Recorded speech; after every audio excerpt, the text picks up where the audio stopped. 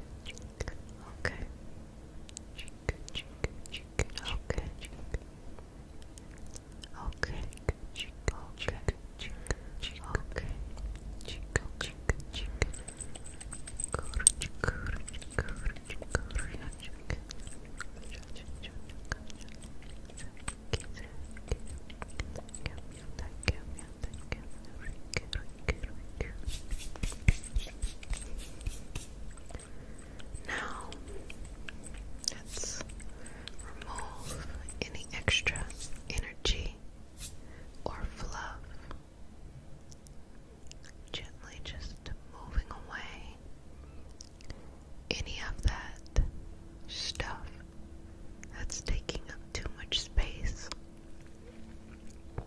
and preventing you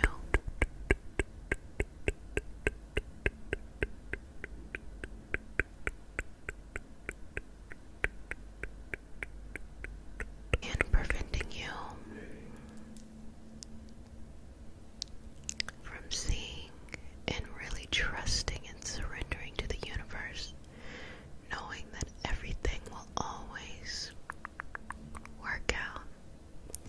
It's gonna work out, sweetness. It is going to work out.